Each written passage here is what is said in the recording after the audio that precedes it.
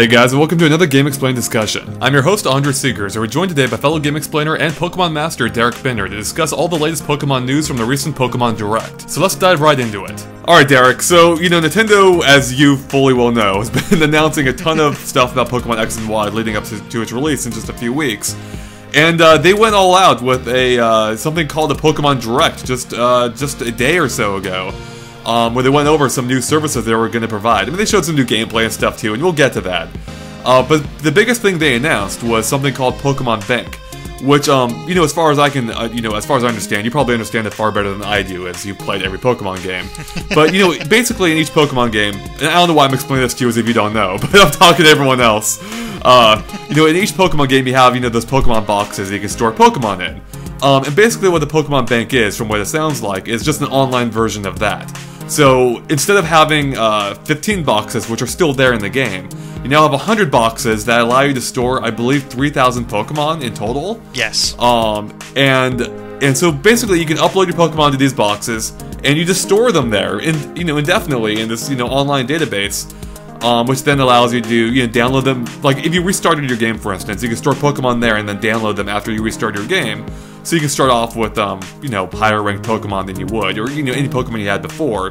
But perhaps the cooler feature is that they basically talked about how you can use this for future generations as well.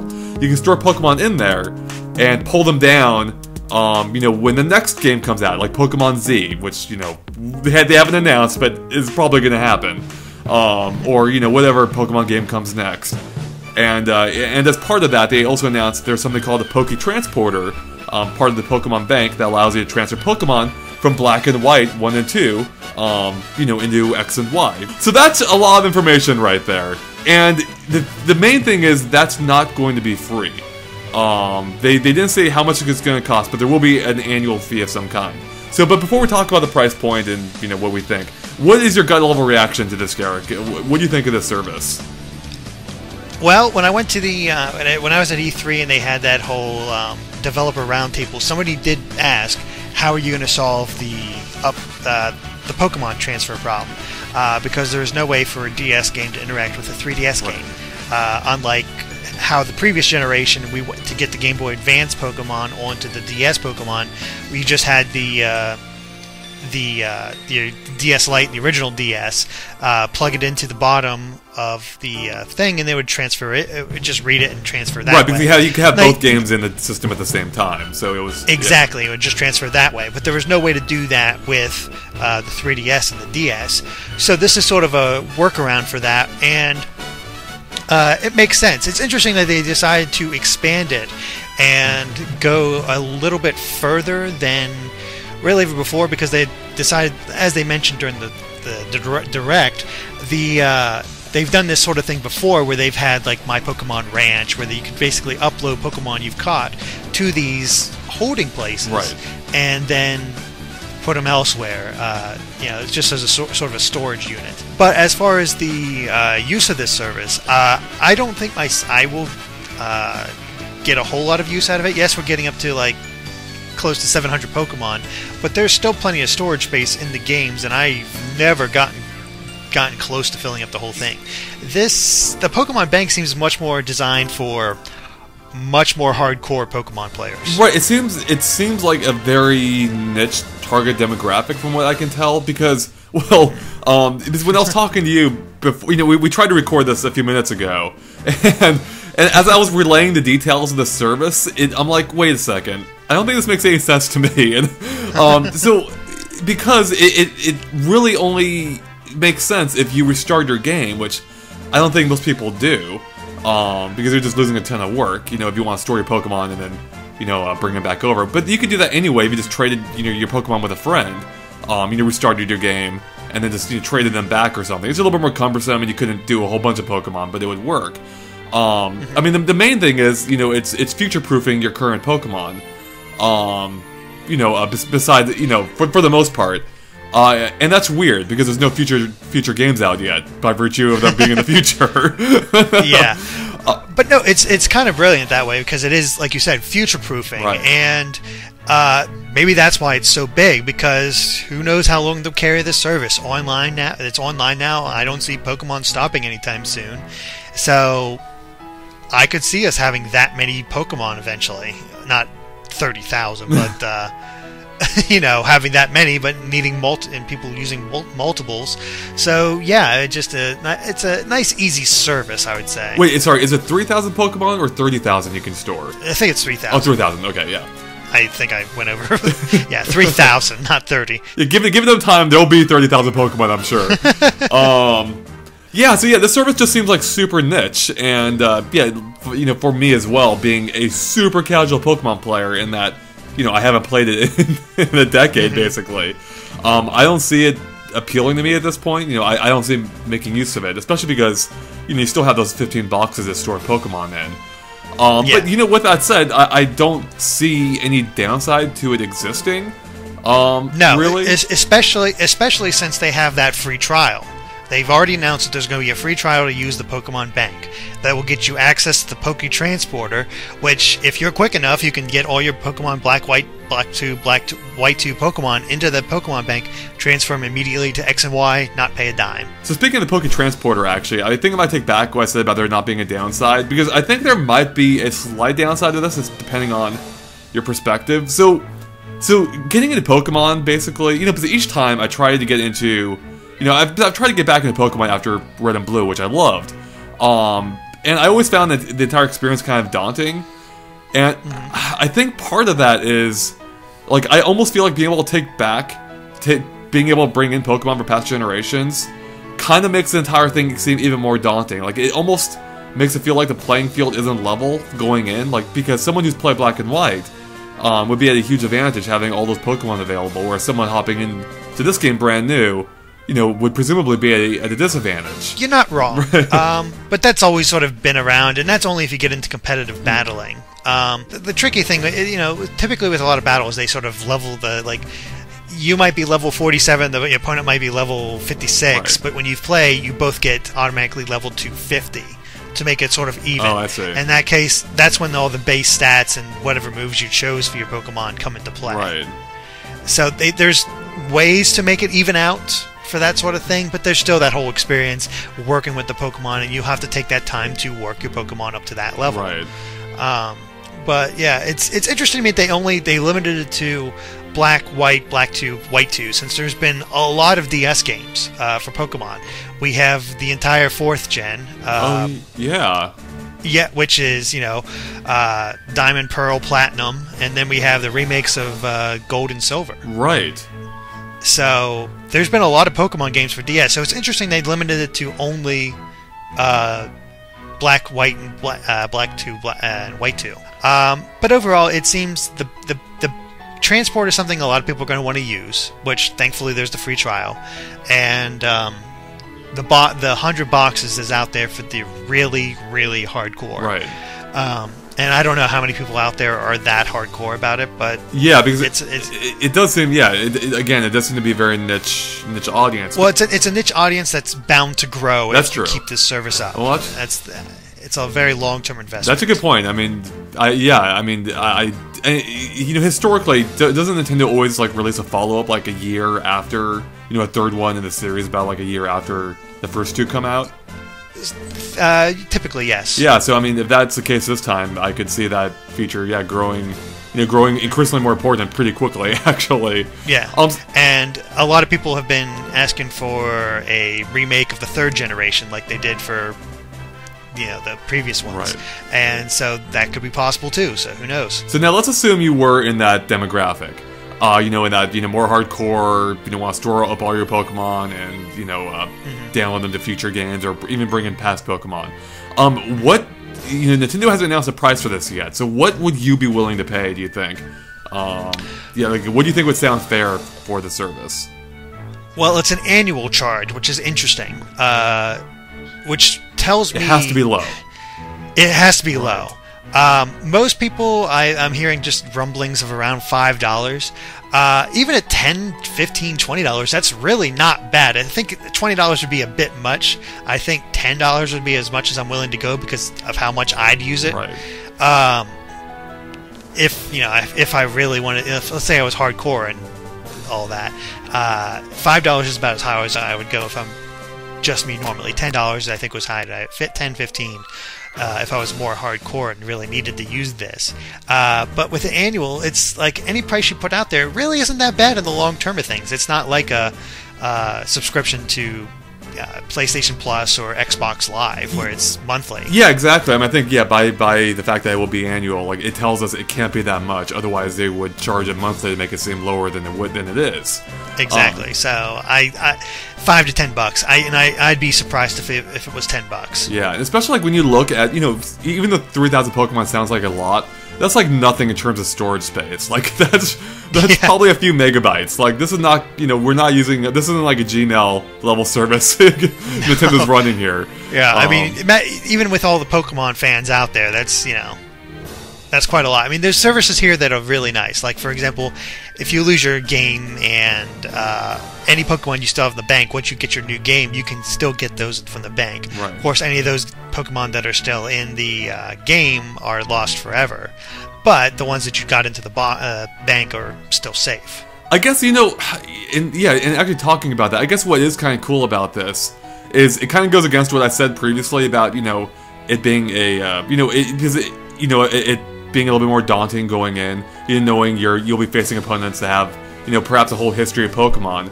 But what is cool, because another barrier for Pokemon, I mean, probably not for most people, but like for me, it's like, well, if I sink all this time into this game, these Pokemon are going to be worthless in a few years when they release the next game. Or a few generations from now when you can't transfer them anymore. So what's cool is seemingly, like, this is like an investment now. Like, like when you build up these Pokemon, like presumably they might be good forever, or however long Nintendo runs a service for. Exactly, and they pretty much mentioned that during the Direct where they talk about that really famous Japanese actress who loves Pokemon, right, and how she wants to show off her Pokemon to her grandkids. I think it is more now you have sort of a legacy thing. Yeah, that's like your Pokemon. Yeah, you will never have to worry about losing your past Pokemon. That's really cool. In fact, oh man, now that I'm thinking about like the whole legacy thing that you mentioned, it'd be awesome like if each Pokemon like had a story behind it. Like if you could see like if they could somehow like provide like I don't know like a 30-second video of it, of how it grew, like little battle highlights throughout the years, and like all the games and its evolutions and all that. Yeah, that seems like a bit more involved. I think the most we get is the little blurb about Codon roots, right, whatever, in Kanto or something like that. Oh man! So Pokemon is taking no respect. But yeah, it's something that when you first think about it, it's like, but the more you think about it and think about it long term, it becomes a bit more appealing. Right. I think. In the short term, it's a great, easy way to get your old Pokemon into your new games. Now, yes. Now, I wonder. This whole thing is basically unheard of for Nintendo.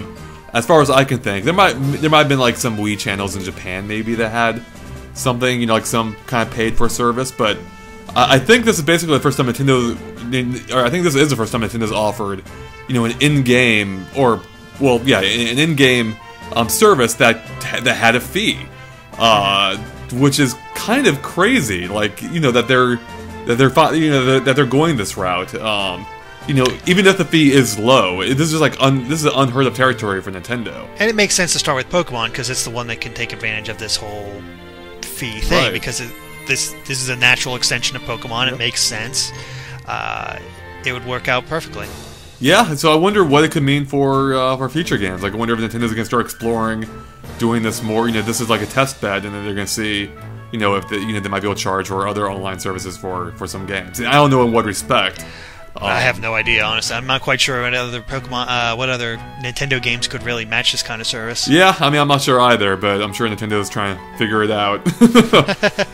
All right, so besides the Pokebank and Poketransporter, they showed off a little bit more about the game itself, and so they finally answered some questions that we brought up in our previous in some of our previous analysis, being that like we knew you would meet up with Professor Sycamore at some point.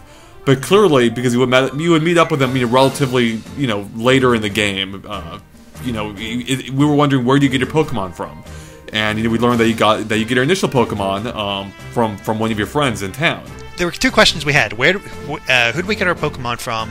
And there's always 3 starters. Where do these there's 5 kids. So Right. What are these other kids getting? So based on the conversation we saw during Direct, it was just a quick snippet of Shauna looking towards presumably Tierno. I think it's pretty safe to assume that Tierno and Trevor are already established trainers. Still starting out, but a little bit more advanced than the others. Right. And they're offering up Pokemon some way. I still think Trevor might be an aide of Sycamore, just one with a personality. Right. And offers up these the 3 starters. Now, what Pokemon they start out with, we still have no idea. But Trevor's the one that allows you to choose Fennekin, Froakie, or Chespin. And I have to assume that based on what you pick, your rival, like the character the sex you don't pick, will probably get your polar opposite. Right. So let's say you choose Chespin, they're going to choose Fennekin, which means Sean will probably get Froakie. Right. Because the way they describe Froakie, not Froakie, but they describe Shauna, she reminds me a lot of Bianca from Black and White, who was sort of more nervous about Pokemon, just wasn't into the whole battling scene. I see. And that sort of fits Shauna a lot more, so she becomes the rival with the Pokemon that's weak, type weak to you. Okay. So it sort of clarifies that whole thing. And so that's how answered those questions. Yeah, so answered those questions, but then we were also wondering, so what happens with Sycamore? What's he all about if you don't get your Pokemon from him? And now we know. Because he actually gives you a second Pokemon. Basically like a second starter, it sounds like, and that is, apparently, it's going to be the original 3 Pokemon being, either Bulbasaur, Charmander, or Squirtle, which is freaking awesome. Yes. I talked about before, Bulbasaur is my man. Like, he's my go-to Pokemon. And now that he's here, like, I'm actually... Derek, every time you ask me if I'm more excited for Pokemon, this is actually the first thing. This actually did it. This did it, yeah. So now I can bring back I can finally bring back my Venusaur, get my Razor Leaf and Solar Beam back, and and my Leech Seed. But now on top of all that, we learned that these 3 Pokemon will also have Mega Evolutions. Yep. So that's cool. Oh yeah. Yeah. So and let's go through each of the designs. Like, how do you like the new designs of these Mega Evolution of their 3 starters? Let's start with Venusaur. See, I mean, looking at Mega Venusaur, actually, he doesn't really look that different. Like his not really. Yeah, his little trunk, his palm tree thing grew. Tree flower, whatever that is, on his back. Grew a little bit bigger, and he's got like a nice little headpiece now. Yeah, like he has a second set of leaves and some vines going down. So, it's his tropical jungle became a bit more, growing. He's, unfortunately, he does not look that much more impressive. he doesn't, yeah. But I mean, that's fine. Venusaur already looked pretty badass, and I'm kind of okay with this. So you can't mess with perfection.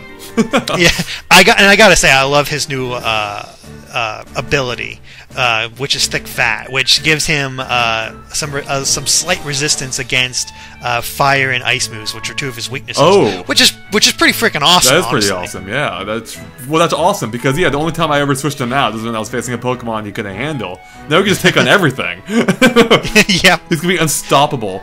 All right. But yeah, now I will say that. Charizard probably got a really cool design as well. Yeah, his is actually pretty extreme. Like, I kind of hope he just uses that horn on his head as an actual attack now. Yeah, those horns look a lot more threatening than his previous ones. Yeah. But he likes his wings. He does, yes. I'm not quite sure. I guess the wings on his hands are stabilizers or something like that, and his hands got really tiny. Yeah, oh, you're right. That is a strange. Yeah, he's like a T-Rex now, or yeah, kind of. At least really tiny hands. Yeah, really tiny hands. Yeah, that is odd. That's more of a regression. It seems like. Huh. Yeah, I know some people are a little upset that he didn't get the Dragon type, like a lot of people said he should. Right. But I guess fire flying is so established for him, and then, I mean, they've shown him several times taking part in sky battles, so there's no real way you could get rid of the flying type on him. I mean, he's pretty much stuck. You can't have him be a fire-flying dragon. Whatever. Yeah. Hey, you couldn't have Mega Evolutions before. I think they can pull off a triple-type Pokemon. There you go. Alright, then we have Mega Blastoise. Which is my personal favorite. Is it really? You know, I'm looking at him. I think it looks kind of goofy. I feel like they went overboard with him. He went. The only thing I find goofy about him is the little, like, almost beard type thing on his chin. Actually, I didn't even notice that until you mentioned it just now. Yeah. I like the cannons, especially the huge turret one on his hands. Right. The ones on his back, I should say. The one on his hands might be a little goofy, but I still kind of like him. But you got to understand that Squirtle was my first Pokemon, so you have your Bulbasaur, I have my Squirtle. Yeah. That's of course I like. So I like my Mega Blastoise. I don't know. I like the design. I think it looks pretty cool. Yeah. And but it's interesting that his ability is Mega Launcher, which increases pulse type attacks. So Water Pulse, Dark Pulse. I'm assuming there's more pulse attacks. So that could be interesting. Adds a new layer of strategy for him, at least. Yeah, yeah. I mean, this is gonna take me back, man. Like just fighting with like newer versions of the same Pokemon that I know from way back. So, I mean, this is really interesting that they're doing this because they're kind of catering to the old school Pokemon fans that may have, you know, left the series like myself. You know, like I was super into Pokemon, and not that this by itself wouldn't be enough to get me back into it. I feel like, but you know, it is. It just, you know, if you're already on the verge, I can see for a lot of people like. Pushing you over. Yeah, being familiar with those Pokemon might be enough to bring them back. Yeah, because that's always been the strange thing with Pokemon is that there's all these legendaries that you can find in the game, but the starters, finding even old starters in the games is kind of difficult. They usually have to be given. They're never wild, right? Which I think is always unfortunate. I mean, I understand why they do it, but at least for now that we're in Gen 6, come on, make some wild starters in the game. Right. Well, actually, now that you mention it, with that new Pokebank, I think it's going to be easier than ever now to just get the starters. You can just start 3 different files. Just upload them all and download them. Exactly. You can easily do that now.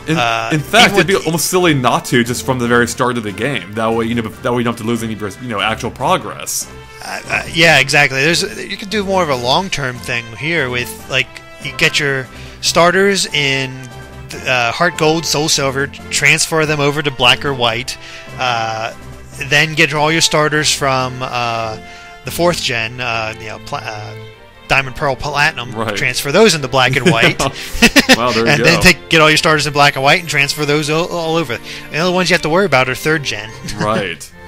Yeah, well, so there's your advantage for the Pokemon Bank. Right. I guess that's how Nintendo's gonna make their money now, just from people wanting to get all the starters right away. Just have like an entire team of starters. Yeah. I remember doing that as a kid. Like getting using like my sister's Game Boy and starting the game 3 times so I could have all the starters right away. Right. Oh, you know what would be interesting actually is if I say this as if I say this knowing full well it could be a terrible idea. But what if like some Pokemon? Did you ever play Mario Baseball or Mario Superstar Baseball on the GameCube? No, I have not. It was kind of cool because different Pokemon, the different characters had liked and disliked each other. So if you had like a team of good guys and bad guys, they may not get along and they won't play as well together. And I wonder if they could do the same thing for Pokemon, where that way to kind of prevent having like complete domination like that, where you just have all the starters on one team, for instance. Like they didn't quite get along or something, something along those lines. Yeah, that's not a bad idea. Yeah. I don't know if they'll implement it. It's definitely not in this game. Right. But it's something for the future that could happen. I mean, if they want to sort of do more balancing. Yeah, it could add another layer of strategy, especially if you could like pick a trainer that could, maybe was able to like kind of manipulate, how which Pokemon got along with each other. I don't know, but I'm sure there's like a lot of things they could do there. But oh yeah. We also, beyond these, our 3 original starters and their Mega Evolutions, it's a very blink and you miss moment, but there's actually a brand new Pokemon in this trailer. Right. Yeah. Spotted by a lot of people and told us about it, so we got a nice little picture. Yeah, I have no idea what the heck this thing is. Well, yeah, so it looks, I mean, you mentioned it looks like a llama, like a bird llama, basically. It has a beak. Yeah, it kind of looks like a llama because there's a horn on top of it. Right. And then it has those really long ears. But just the general shagginess of it kind of reminds me of a llama. But it's like, I think its eyes are almost covered because the only thing that's sticking out is its mouth. Yeah. And nose. And it has some sort of weird symbol on the front of it. So I don't know what the heck it could be. It kind of looks related to Absol in a way, but since Absol has a Mega Evolution, this can't be an evolution of Absol. Right. So do you think it's just a standard Pokemon then? Or I think it's just a standard Pokemon. I have no idea what type it could be. Maybe dark, just because of the white and black type thing. Right. That's true. This kind of tie into, like I said, the previous generation type of. Yeah. Yeah. So I don't know what it could be. But it's interesting that they snuck it in there. Yeah, that is interesting. Yeah, well, hopefully, I mean, we'll know more about it in not too long because the game comes out in just about a month. Yeah, a little more than a month we'll have this thing. We'll find out. Now, speaking of release dates, Nintendo also announced that that there will be 2 special edition 3DSs coming out on September 27th, which is before the game comes out. Yes. And they're they're 3DS XLs, right? Yes. And there's one that's blue and another that's red, and they have like some Pokemon decals on them. Yeah, they both feature Xerneas and Yveltal. And of course, the red one matches better with Xerneas, and the white-blue one matches better with Yveltal. Right. But they're a really cool design.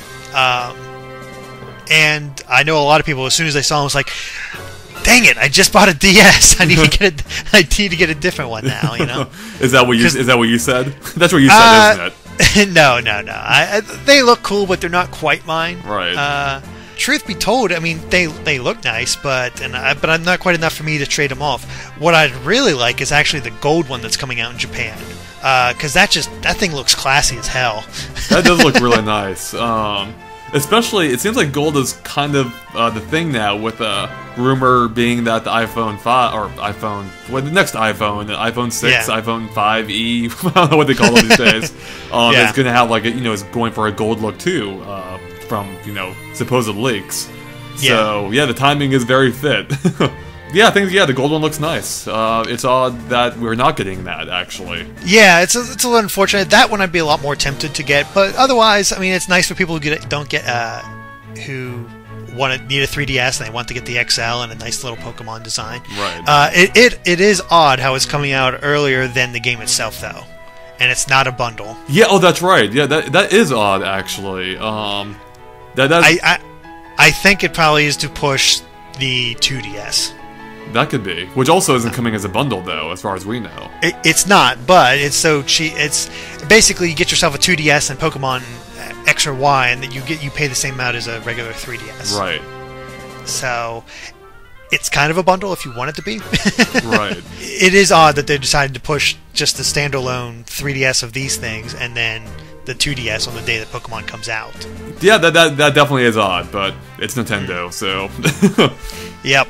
Alright, well, the final thing we have to talk about isn't really related to the Direct, but I just got back from PAX a couple days ago, and I was able to get some hands-on time with the Pokemon demo itself, which is the first time it's been playable in North America.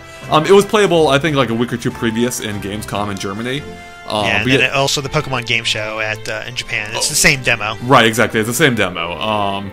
So yeah, I played it. You're still a jerk. Well, if it's you're really not missing out on much. There's really not that much to see in it. I mean, you play. You have a battle. You ride a Pokemon around. You can skate around, and then you have the Mega Evolution of Mewtwo. It seems like a very, very tight, limited demo. It is. I mean, it's so tight, in fact, that if you take too long exploring, the idea is you talk to Professor Sycamore and he shows you how to do Mega Evolutions. But if you take too long, which isn't even that much time, he'll just start talking to you at some point and be like, "Hey, it's time to do the Mega Evolution thing now." It's probably because a lot of people were begging you to do more, use the Fairy Wind against more Pokemon. Oh, okay. Since you had Sylveon.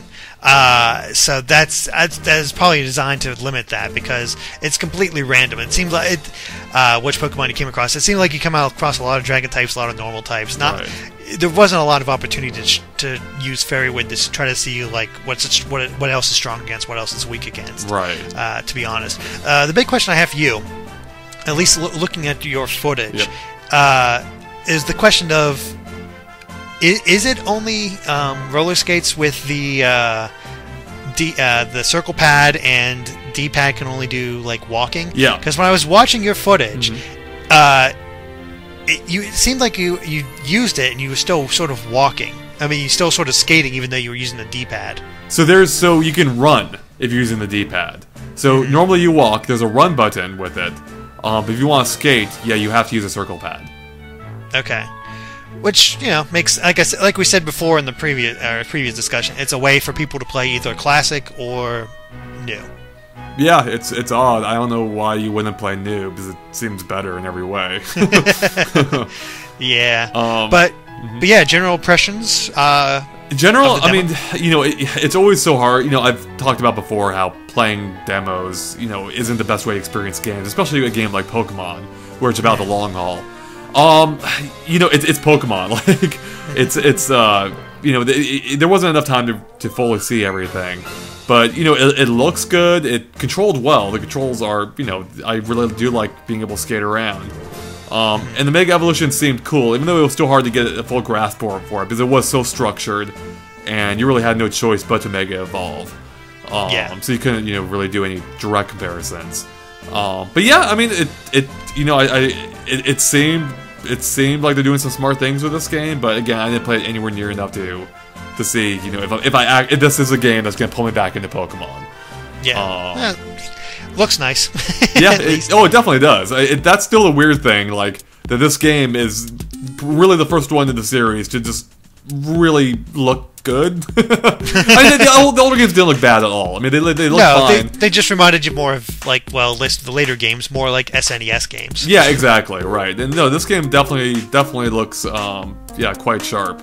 Yeah, and I played, and we tried the Pokemon Me a little bit too. It is really cute how the Pokemon will match your facial, or will like mimic what you're doing like in real life. So like if you tilt your head, the Pokemon will tilt its head too. Yeah. That's all pretty neat. So do you have any other questions about the demo at all? Not really. I've watched it enough between the 3 trade shows that I pretty much know that thing as well as you, honestly. I just haven't actually played it. Right, exactly. But yeah, I agree. It just looks super structured. Hard to get really much out of the demo, other than just a general feel for how the game's going to play. Right. Which seems to be good so far. Yeah, I mean, definitely. It seemed like there were a lot of happy people playing those games. I mean, they had, I think, either 12 or 16 Pokemon stations set up. They knew. And yeah, and they were all busy. Like they were all like they were busy the entire time. So, which is, I mean, it's Pokemon, of course. It's going to be a huge game. Oh yeah. All right. Well, you know, I think that about wraps it up. So with all of these revelations recently, Derek, you know, I ask you every time, how are you feeling about this? Like, are you even more? Has this ramped up your excitement even more now, or? Nintendo, just send me the damn game already. That's all I have to say. Get it in my hands so I can start reviewing this thing, because I want it now.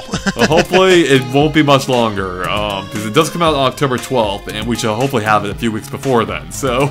Yeah, I need time to play it. Yep, exactly. Alright, well, thanks for joining us, Derek, on another one of our Pokemon X and Y discussions, and thanks to all of you for watching.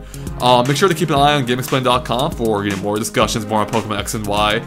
And if you like our stuff, make sure to follow us on Facebook and Twitter at GameXplain. There are links in the description below. We post all kinds of stuff there, including some somewhat random things that don't go to our YouTube channel, so make sure to check it out. Alright guys, thanks for watching. Bye.